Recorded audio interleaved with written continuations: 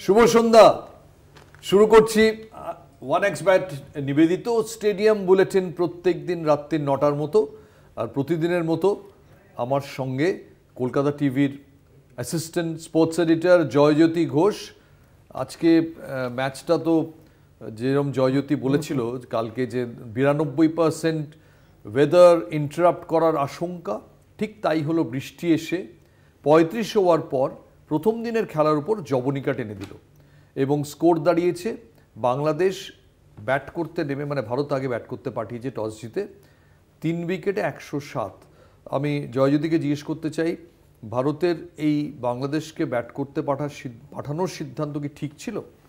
যা কন্ডিশন ছিল সকালবেলায় মেঘলা আকাশ, সেটার জন্য হয়তো রোহিত শর্মা নিয়েছেন এবং যেটা গতকাল থেকে আমরা বলছিলাম যে কুলদীপ যাদবকে হয়তো নেওয়া হবে। ঘরের মাঠ, 7 বছর হয়ে গেছে তিনি ডেবিউ করেছেন, তাও ঘরের মাঠে একটা টেস্ট খেলেননি, কিন্তু সবাইকে চমকে দিয়ে কিন্তু আবারও সেই একই কম্বিনেশন, মানে same team, same winning combination রেখেছেন। তো ওটা একটু অবাক করার মতো সিদ্ধান্ত। তবে ওই যেটা কন্ডিশন থাকবে সেটা অলরেডি অ্যাসিস্ট্যান্ট কোচ বলে দিয়েছিলেন গতকাল প্রেস কনফারেন্সে, যে সকালে যা অবস্থা থাকবে সেই অবস্থা অনুযায়ী ব্যবস্থা হবে এবং মেঘলা আকাশ ছিল যার জন্য হয়তো এই 3 পেসারে নেমেছেন। খুবই আনফর্চুনেট যে 12 ম্যাচে 53 উইকেট নিয়েছেন টেস্টে কুলদীপ যাদব। মাত্র এত কম টেস্ট ম্যাচ খেলেছেন, 21 অ্যাভারেজ, তাও তিনি বারবার উপেক্ষিত থেকে যান। এবং আমরা চিরকাল দেখতাম যে ভারত ঘরের মাঠে 3 স্পিনার নিয়ে খেলে। এবার এমন অবস্থা যে ঘরের মাঠেও 3 পেসার 2 স্পিনার, অথচ আমরা যখন জসপ্রীত বুমরা প্রথম ওভারটা বল করলেন, বল একদম নিচে নেমে গেল এবং সেটা থেকেই বোঝা গেল যে রোহিত শর্মারা বোধহয় আকাশটা থেকে ভেবেছিলেন যে অনেক বেশি অ্যাসিস্ট করবে সিম বোলারদের, কিন্তু অ্যাকচুয়ালি সেটা করলো না। উইকেটটা একদম ঢ্যাপঢেপে রয়েছে, মানে পুরনো সেই গ্রিন পার্কের উইকেটের মতো, একেবারে টিপিক্যাল সেই গ্রিন পার্কের উইকেট। আর এই উইকেটে কিন্তু আনইভেন বাউন্স হবে, মানে বেশিরভাগ বল নিচু হয়ে আসবে।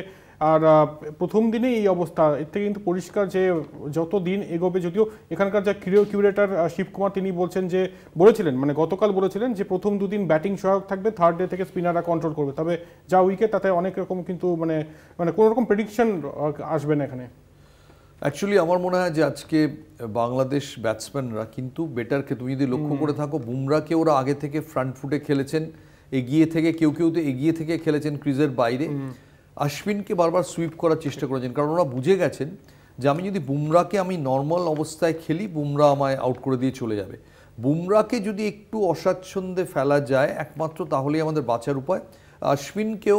অশ্বিনকে কন্ট্রোলটা দিলে চলবে না, আমাদের সুইপ মেরে অশ্বিনের লেংথটাকে নষ্ট করতে হবে, এছাড়া কোনো উপায় নেই যে তোমায় অ্যাটাক করতে হবে। বাংলাদেশ ব্যাটসম্যানদের দেখে মনে হয়েছে যে তারা অ্যাটাক করতে চেয়েছেন, যদিও একজন ওপেনার 24 বলে কোনো রান না করে 0 হয়ে ফেরত গেছেন, কিন্তু ওভারঅল মনে হয়েছে যে তারা এবার একটু বেশি পজিটিভ মাইন্ডসেট নিয়ে টেস্ট ম্যাচটা নেমেছেন একেবারেই। এবং গত test match, Chennai test match থেকে কিন্তু বেশ কিছু জায়গায় তারা রেকটিফিকেশনও করেছে। এবং যে পেশেন্সটা দরকার, মানে উইকেটে থাকতে হবে, যদি টেস্ট ক্রিকেটে রান করতে হয় তাহলে উইকেটে থাকতে হবে, সেই জিনিসটা অ্যাটলিস্টে দেখা গিয়েছে, সেই এফোর্টটা দেখা গিয়েছে। দেখা যাক 107 3 উইকেটের বিনিময়ে আগামীকালও বৃষ্টির সম্ভাবনা রয়েছে, তবে খেলা হলে কতটা তারা প্রতিরোধ করতে পারেন। তবে ভালো খবর এটাই যে আকাশদীপ আবারও কিন্তু জ্বলে উঠলেন, আর আবারও 2টি উইকেট। এই প্লেয়ারটিকে নিয়ে কি বলবো, 2015 সালে তার বাবা মারা গিয়েছেন, তার 6 মাস পরে তার ভাই মারা গিয়েছেন, এরপর 3 বছর ক্রিকেটের সঙ্গে কোনো সম্পর্ক নেই। 2019-18-তে দুর্গাপুরে এসছেন তার আঙ্কেলের সঙ্গে, এবং তারপর 2019-এ রঞ্জি অভিষেক, তারপর রাঁচিতে এই বছরই টেস্ট অভিষেক, তারপরে একদম পুরোপুরি রূপকথা।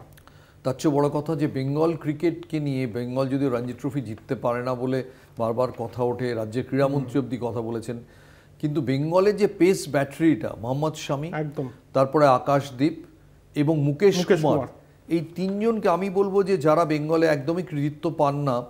একজন রণদেব বসু, যিনি বোলিং করছিলেন, এদের হাতে করে তৈরি করেছেন। এবং অবশ্যই কোচ অরুণ লাল, তিনি যখন রঞ্জি ফাইনাল খেলতে যাওয়ার আগে গুজরাটে বলেছিলেন যে আমাদের পেস বোলিং অ্যাটাকটা ভারতবর্ষের সেরা, তখন অনেকে হেসেছিল।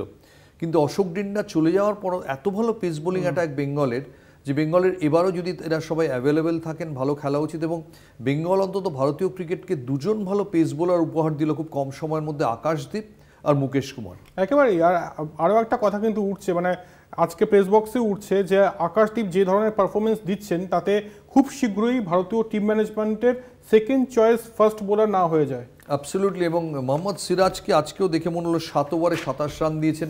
কুলদীপ যাদবের নিশ্চয়ই খারাপ লাগছে যে সিরাজ খেলছেন আর তিনি বাইরে বসে আছেন। যাই হোক, আজকেও কিন্তু খেলাকে ছাপিয়ে, এই দুটো টিমের খেলাকে ছাপিয়ে একজনের কথা বারবার করে উঠে এলো, তার নাম সাকিব আল হাসান। এবার আমরা দেখছি যে সোশ্যাল মিডিয়াতে অনেকে আমাদের জিজ্ঞেস করছেন যে ভারত বাংলাদেশ টেস্ট ম্যাচ হচ্ছে, আমরা সবাইকে ছেড়ে সাকিব আল হাসানকে নিয়ে পড়েছি কেন? একটা কারণেই পড়েছি, কারণ কোনো উপমহাদেশীয় কোনো রাজনীতিবিদকে নিয়ে, কোনো প্লেয়িং ক্রিকেটারকে নিয়ে এই পর্যায়ের কন্ট্রোভার্সি হয়নি, রাজনীতি এভাবে গ্রাস করেনি যেটা সাকিব আল হাসানকে নিয়ে হচ্ছে। কোনো তুলনা নেই উপমহাদেশীয় ক্রিকেটে যে একজন ক্রিকেটার খেলতে খেলতে জাস্ট রাজনীতির চাপে, বাইরের বিতর্কের চাপে তাকে সরে যেতে হচ্ছে। যা বিতর্কের চাপে যারা সরে গেছেন অতীতে, তারা ক্রিকেটেও বিতর্কের চাপে সরে গেছেন, কিন্তু রাজনীতির চাপে দেশে ফিরলে আমায় অ্যারেস্ট হতে হবে, এরম ভয় নিয়ে বোর্ডকে বলা যে আমায় দেশে ঢুকতে দিতে হবে, বেরোতে দিতে হবে নিরাপদে, এরম শর্তও কেউ দেয়নি। এবং আমার তো মনে হচ্ছে যে কানপুরেই শেষ টেস্ট ম্যাচ খেলে ফেলছেন সাকিব, কারণ বাংলাদেশ বোর্ড ক্লিয়ারলি বলে দিয়েছে যে কোনো নিরাপত্তার কোনো গ্যারান্টি আমরা দিতে পারবো না। এবং আমি যা শুনছি যে ঢাকা যদি ফেরত যান সাকিব, তিনি গ্রেপ্তার হয়ে যেতে পারেন একেবারে, এবং এটাই শুনছি। আর এর মধ্যে কিছুটা সাসপেন্সও রয়েছে, মানে কি নাম দেবো এই পর্বটা যাই না, সেপ্টেম্বরে সাকিব সাসপেন্স কিনা। ইন্টারেস্টিংলি যেটা গৌতমদা অলরেডি বললেন যে Faruque Ahmed BCB president already বলেছেন যে সিকিউরিটি এজেন্সি নয় বিসিবি, যে তাকে সিকিউরিটি দেবে বা র্যাবের মতো র্যাপিড অ্যাকশন ব্যাটালিয়নের মতো তাকে সিকিউরিটি দেবে। তবে একই সঙ্গে এটাও বলছেন, তাকে প্রশ্ন করা হলে যে আপনারা কি সরকারের সঙ্গে কথা বলছেন, যে অন্তর্বর্তী সরকার রয়েছে সাকিব আল হাসান প্রসঙ্গে, তিনি বলছেন না, তাদের সঙ্গে কোনো কথা হয়নি। কোথাও যেন একটু গোলমোলে মনে হচ্ছে, এবং মনে হচ্ছে এটাই যে অন্তর্বর্তী সরকারের কিন্তু গ্রিন সিগন্যাল নেই, সাকিব আল হাসান এখানে মিরপুরে গিয়ে টেস্ট খেলুক এটা চান না, এবং সেই জন্য হয়তো বিসিবিও ব্যাক করবে। দেখো, একটা দেশের সরকার এরকম নিশ্চয়তা দেওয়া মুশকিল যে গ্যালারি থেকে কেউ যে চিৎকার করবে না, কেউ যে ব্যারাকিং করবে না, সাকিব নিজেই বা কীভাবে খেলবেন? একটা দেশের সামনে যে ফন্ট ফেয়ারওয়েল তিনি চাইছেন, সেটার জন্য একটা বাতাবরণ দরকার। আজকে সচিন ওয়াংখেড়েতে ফেয়ারওয়েল নিয়েছেন, সৌরভ নাগপুরে নিয়েছেন, স্টিভ ওয়া নিয়েছেন ইয়েতে শেষ টেস্ট ম্যাচে সিডনিতে, সেটার একটা চিত্রনাট্য তৈরি ছিল। এইরকম অশান্ত পরিবেশে, একটা প্রায় জঙ্গি বাতাবরণে সাকিব আল হাসান, তিনি বাংলাদেশের সর্বকালের সেরা ক্রিকেটার, কি করে তাকে যে সেন্ড অফটা, ওয়ার্ম সেন্ড অফটা তিনি চান, সেটা এই পরিবেশে খুব ডিফিকাল্ট বলে আমার মনে হয়। এবং তারপরে হয়তো তিনি ঝুঁকি নেবেন না। আমার ধারণা ভারতে এই সেকেন্ড টেস্ট ম্যাচ খেলেই তিনি মার্কিন যুক্তরাষ্ট্রে, যেখানে তিনি প্রায় চলে যান, হয়তো সেখানেই উড়ে যাবেন। এবং এটা উপমহাদেশে প্রথম ঘটনা হয়ে থাকবে যে কোনো ক্রিকেটারকে এইভাবে রাজনীতির চাপে, এত বড় একজন ক্রিকেটারকে আগেই তার ব্যাগ গুটিয়ে ফেলতে হলো একেবারে। আর এটা নজিরবিহীন ঘটনা। সাকিব আল হাসান বাংলাদেশের সর্বকালের সেরা অলরাউন্ডার হয়ে থাকবেন, এটা আমার কথা নয়। আজকে তামিম ইকবাল সকালবেলায় বলেছেন যে তিনি যা যা করেছেন, যতই তাদের মধ্যে দ্বৈরথ থাকুক, এই সেপ্টেম্বর মাসেই, যেটা গতকাল গৌতমদা বলেছেন যে তামিম ইকবালের যে স্টেটমেন্টটা ছিল গত বছর, তিনি আজকে সকালেও কিন্তু সাকিব আল হাসানের প্রশংসা করেছেন। আর সাকিব আল হাসান কবে দেশে ফিরবেন, এটা এখন $1 মিলিয়ন কোশ্চেন। তবে একদম ঠিক যে কানপুর টেস্টই সম্ভবত তার শেষ টেস্ট ম্যাচ হতে চলেছে। এদিকে কেকেআর প্রেমীদের জন্য একটা খবর যে কেকেআর এর জন্য গৌতম গম্ভীর চলে গেছেন। কেকেআর প্রেমীরা গভীর দুশ্চিন্তা ছিলেন, মেন্টর কে হবেন, কে কেকেআর এর নৌকোটা চালাবেন। তো আপাতত আমরা শুনছি যে ডোয়েন ব্রাভোর নাম, যিনি চেন্নাই সুপার কিংসের সঙ্গে ছিলেন এতগুলো বছর, তিনি মেন্টর হবেন কেকেআর এর। এবার ডোয়েন ব্রাভো আমরা সবাই জানি যে খুব হাসি খুশি, আমোদে, ক্রিকেটিং সেন্সও ভালো, কিন্তু যেভাবে গম্ভীর এই টিমটার নেতৃত্ব দিতেন, সেটা কি ডোয়েন ব্রাভো দিতে পারবেন? এটা একটা বিশাল প্রশ্ন। আমরা কি ডোয়েন ব্রাভোর পুরো কথা শুনবো? একদমই, আমরা যে ডোয়েন ব্রাভোর কথা একটু শুনি। To all the Knight Riders fans around the world, to all the DJ Bravo fans around the world, first I want to say thank you, a big thank you to the Knight Riders family, management, for trusting me and giving me the opportunity to be a part of a very special franchise. I want to say a big thank you also to the management and staff of the Chennai Super Kings for giving me the blessings to move on and carry on in a journey that I believe that I always want to be able to be in a position where I can inspire the next generation of champions. So I know, with that being said, I look forward to doing my best. I look forward to doing great things with the team in purple. To our boss, SRK, as he always say, we're going to enjoy, we're going to have fun, we're going to party, and we're going to win. Most important thing. From the champion, Thank you very much. Kobo, Lobo, Jitbo, Ami Keke. Dwayne Bravo ছিলেন সিএসকেতে। CSK টিমের ক্যাপ্টেনের নাম মহেন্দ্র সিং ধোনি, কোচের নাম Stephen Fleming. এবার প্রশ্ন হচ্ছে যে ডোয়েন ব্রাভো এখানে পড়বেন চন্দ্রকান্ত পণ্ডিতের সঙ্গে, কি কম্বিনেশন এটা? এটা কি খুব একদম ঠিক চয়েস হলো? তোমার কি মনে হচ্ছে? এটা তো সময় বলবে, তবে যেটা খবর যে ক্যারিবিয়ান প্রিমিয়ার লিগের সময় ভেঙ্কি মাইসোর কথা বলেন ব্রাভোর সঙ্গে, এবং তারপর কিন্তু তারা একটা চুক্তিতে আসে যে এই কলকাতা নাইট রাইডার্সের মেন্টর হচ্ছেন না ডোয়েন ব্রাভো। তবে তিনি যদি ভালো কিছু করতে পারেন তাহলে অবশ্যই ডিজে মিউজিকের সঙ্গে ডোয়েন ব্রাভোকে এবং শাহরুখ খানকে দেখা যাবে। এটা একটা ফালতু কথা, এটা পাশ কাটিয়ে চলে গেলে। ডোয়েন ব্রাভো মেন্টর হিসেবে তুমি খুশি কি খুশি না বলো? জ্যাক ক্যালিস হলে আরো খুশি হতাম। ক্যালিস হলে আরো খুশি হতাম। পাশ কাটিয়ে যা বলে গেল জয়জ্যোতি। এটা বলতে গিয়ে কেকেআর নিয়ে বলতে গিয়ে আরেকজনের কথা মনে পড়ে গেল, যার আজকে জন্মদিন, যিনি বলতে গেলে কেকেআর এবং আইপিএলকে প্রথম দিনেই দিওয়ালির আলোয় একদম রঙিন করে দিয়েছিলেন। তার আজকে জন্মদিন। তার নাম ব্রেন্ডন ম্যাকালাম, যিনি ইংল্যান্ড টেস্ট টিমের কোচ। এবং ব্রেন্ডন ম্যাকালামের সেই 158 বেঙ্গালুরু মাঠে যাদের মনে আছে চিন্মাস্বামীতে, তারা ওটা জীবনেও ইনিংসটা ভুলবেন না। অবিশ্বাস্য একটা ইনিংস, যে ওইরকম একটা দিনেই আইপিএল মানুষের মনে গেড়ে বসলো, তার কারণে ইনিংসটা। এবং আমি আগেও বলেছি যে ইনিংসের পরে শাহরুখ খানকে নেমন্তন্ন করে বিজয় মালিয়া এবং তার টিম, তারা ওখানে নেমন্তন্নের জায়গায় ছিলেন না। অবিশ্বাস্য দৃশ্য, শাহরুখ খান কেকেআর নিয়ে নেমন্তন্নের জায়গায়, যেখানে নেমন্তন্ন করা হয়েছে সেখানে দাঁড়িয়ে আছেন। আর যারা নেমন্তন্ন করেছেন তারা আসেনি, কারণ তারা ড্রেসিং রুমে নিজেদের মধ্যে ঝগড়া করছেন। প্রথম হয়েছে পৃথিবীতে জয়জ্যোতি যে শাহরুখ খানকে নেমন্তন্ন করে নিমন্ত্রণ কর্তা হাফিস, আর শাহরুখ খান সেখানে গিয়ে দাঁড়িয়ে আছেন। ব্রেন্ডন ম্যাকালামের ইনিংসের এমনই মাহাত্ম্য ছিল একেবারেই। আর এটাই বলার যে ব্রেন্ডন ম্যাকালাম সেই 2008-এর 18ই এপ্রিল মানে আইপিএলের জন্ম হয়েছিল। জন্মদাতার নাম ললিত মোদির সঙ্গে ব্রেন্ডন ম্যাকালাম মনে করি, কারণ অ্যাটাকিং ব্র্যান্ড অফ ক্রিকেটটা সেদিনই তিনি দেখিয়েছিলেন। সৌরভ গঙ্গোপাধ্যায়কে একটা স্টেটমেন্ট দিতে দেখা গিয়েছিল একদম ম্যাচ শেষে, যে এরকম ব্যাটিং আমি দেখিনি। সত্যি ব্রেন্ডন ম্যাকালাম মানে 73 বলে ওই 158 ইনিংস। অ্যাবসলিউটলি। এবং ভারতের সঙ্গে 302 আছে, ফাস্টেস্ট সেঞ্চুরি আছে 54 বলে, সবচেয়ে বেশি 6 আছে টি20 ক্রিকেটে 103। বাসবলটাকে সমর্থন করেন?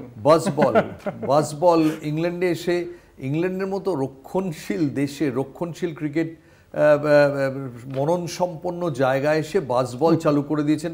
এটাও একটা তার সর্বশেষ রেকর্ড। ভালো থাকুন ব্রেন্ডন ম্যাকালাম। মাত্র 43 হলো, আর অনেক কিছু ক্রিকেট জগৎকে তার দেওয়ার আছে, কোচ হিসেবে হয়তো বা মেন্টর হিসেবে। এখনকার মতো কি একটা বিরতি দিয়ে? অবশ্যই। হ্যাঁ, ওয়ানএক্সব্যাট নিবেদিত একটা ছোট্ট বিরতি। ও ওয়ানএক্সব্যাটের নামটা বলতে হবে না? যদি একদম স্পন্সরদের ব্যাপারে ভীষণ সচেতন। হ্যাঁ, ওয়ানএক্সব্যাট নিবেদিত স্টেডিয়াম বুলেটিনে এখন একটা বিরতিতে যাচ্ছি, কোথাও যাবেন না, কারণ এরপর আমরা আবার ফুটবল নিয়ে আপনাদের কাছে এসে পড়ব। বিরতির পর ফেরত এলাম স্টেডিয়াম বুলেটিন অনুষ্ঠানে। ওদিকে সল্টলেক স্টেডিয়ামে আবার একটা মার্কাটারি ম্যাচ হচ্ছে, ইস্টবেঙ্গল ভার্সেস এফসি গোয়ার মধ্যে।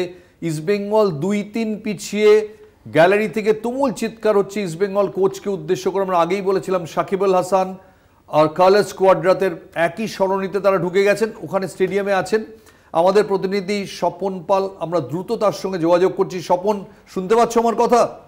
শুনতে পাচ্ছি। কি অবস্থা স্টেডিয়ামে? আর খেলা শেষ হতে ক মিনিট?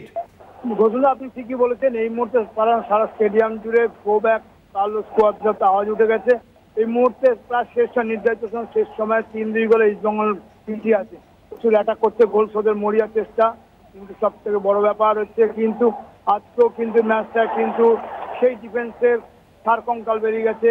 এত খারাপ যে ইস্টবেঙ্গল কিন্তু ডিফেন্স নিয়ে কিন্তু চিন্তা করতে হবে পরে ম্যাচগুলোতে, বিশেষ করে ডার্বি সহ অন্যান্য। স্বপন আমি একটু থামাচ্ছি। স্বপন, আমার একটা প্রশ্ন আছে। আনোয়ার খেলার পরেও ইস্টবেঙ্গল ডিফেন্সের এরকম অবস্থা কেন? আনোয়ার খেলার পরেও সেটা হচ্ছে ইজাজি মাহের কিন্তু প্রচন্ড খারাপ খেলছে। গোল দুটো কিন্তু হয়েছে ইজাজি মাহের পাশ থেকেই, এবং চোখে দেখা যায় না, মনে হচ্ছে একদম পাড়ার ক্লাবে কোনো প্লেয়ার খেলছে। ইজাজি মাহের এত খারাপ অবস্থা তোর পারফরমেন্সটা, কিন্তু সেকেন্ড গোলটার ক্ষেত্রে কিন্তু আনোয়ারের অনবদ্য পারফরমেন্স, দুরন্ত শট করেছে, সেই শট রিটার্ন করে কিন্তু ডেভিড মোহামেডান থেকে এবার ডেভিডকে সাইন করিয়েছে, এবং আইএসএল এর অভিষেক ম্যাচে কিন্তু ডেভিড আজকে গোল করলো। এই মুহূর্তে ইস্টবেঙ্গল 3-2 গোলে পিছিয়ে আছে। আশা করা যায় বাকি সময় ইস্টবেঙ্গল সমতা ফেরাতে পারবে। ওই জন্য অ্যাটাক করছে ইস্টবেঙ্গল। দেখা যাক কি হয়, এটা আমরা অপেক্ষায় করছি। ধন্যবাদ স্বপন। যুব ভারতে গো ব্যাট কোয়াদ্রার ধ্বনি, যে কোচ গত বছর কলিঙ্গ কাপ জেতার পর হিরো ছিলেন সমর্থকদের, যাকে এবার পিকে ব্যানার্জি মেমোরিয়াল অ্যাওয়ার্ড দিয়েছিল ইস্টবেঙ্গল ক্লাব, তিনি হঠাৎ করে পরপর টিম হারায়, বিপর্যস্ত বিধ্বস্ত। আর দেখুন আমাদের অ্যাঙ্কারের অবস্থা দেখুন, জয়জ্যোতি ঘোষ কি বলো না কিছু একটা করতে হবে, চোখ করুণ হয়ে গেছে তো।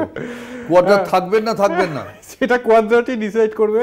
তবে সেই কলিঙ্গ সুপার কাপ হাবাসকে আনলে কিরকম, হাবাসকে আনলে দারুণ হয়। তবে হাবাস, আমি তো মানে হাবাস অতদূর যাচ্ছি না, মোহামেডান কোচকেও যদি ইস্টবেঙ্গলের কোচ করে দেওয়া হয় তাহলে মনে হয় বেটার রেজাল্ট হবে। তবে কিছু একটা করতে হবে, নইলে কিন্তু এই গো ব্যাক স্লোগান চলছে যেমন, এটা আরও তীব্রভাবে চলবে। এবং আরও একটা কোরাস চলছে শুনলাম যে আর কবে, তাই আমি জানি না আর কবে মানেটা বোঝেন কি না কোয়াদ্রাত। তবে কিছু একটা করতে হবে, ডিফেন্সের যা অবস্থা এবং ওভারঅল টিম গেম না খেললে কিন্তু এখান থেকে উদ্ধার হওয়া ভীষণ মুশকিল। এবং সত্যি ইস্টবেঙ্গল ডিফেন্সের সুধীর কর্মকার, মনোরঞ্জন ভট্টাচার্যরা এককালে খেলেছেন। এই টিমটার খেলা দেখে বোঝার কোনো উপায় নেই, এত খারাপ ডিফেন্স। যাই হোক, আপাতত আমাদের আজকের এই স্টেডিয়াম বুলেটিন এখানেই প্রায় গুটিয়ে আনতে হচ্ছে। আর বাকি মিনিট রয়েছে, ইস্টবেঙ্গল গোল করার মরিয়া চেষ্টা করছে, 3-3 যদি করতে পারে আশা ক্ষীণ। দেখা যাক কি হয়। আপাতত আমাদের সময় শেষ হয়ে এসছে, তাই আমরা আজ স্টেডিয়াম বুলেটিন, ওই জয়জ্যোতি যেটা বারবার করে বলে 1x ব্যাটটা বলবেন, ওটা বলতে হবে। 1x ব্যাট নিবেদিত স্টেডিয়াম বুলেটিন থেকে বিদায় নিচ্ছি। শুভরাত্রি, সবাই ভালো থাকবেন।